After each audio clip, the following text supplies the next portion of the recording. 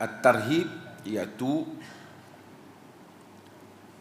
memberikan kegerunan tentang mengenai meninggalkan Jumaat. Meninggalkan Jumaat. Mikrofon ni tak bagus. Ni. Kegerunan tentang meninggalkan Jumaat. Dia dalam agama ni ada bab at-targhib, ada bab at-tarhib. At-targhib menggalakkan. Maksud dia sebut fadilat itu, fadilat ni, tu targhib, dia galakkan. Sebab tu Al-Munziri ada kitab dia At-Tarhib wa Targhib. Ada bab dalam hadis kita akan tengok At-Tarhib, dia menggerunkan kita, menakutkan kita.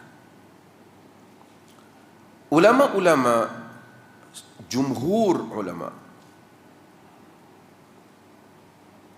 sedikit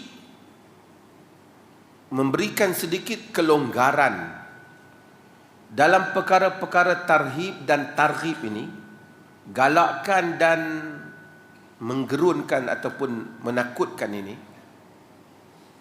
untuk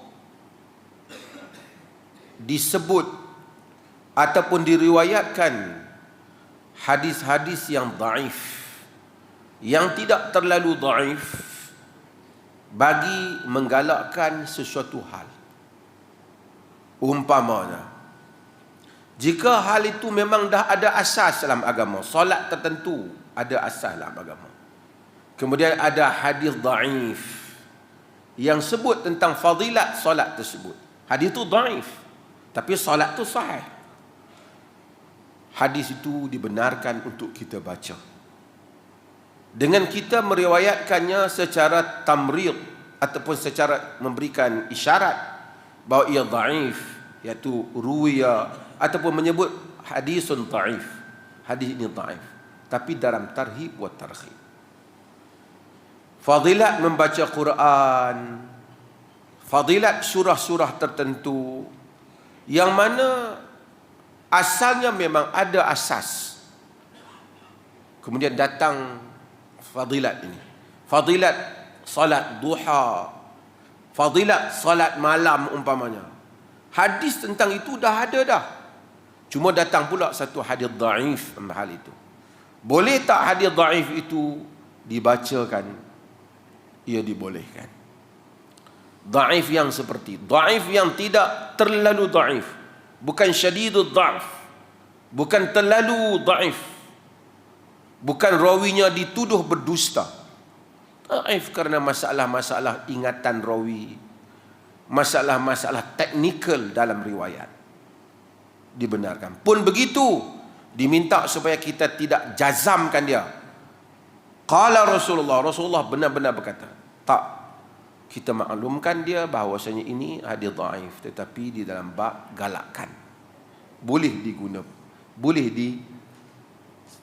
disebarkan, boleh dibaca sebagai menggalakkan pendengar untuk beramal. Kerana apa?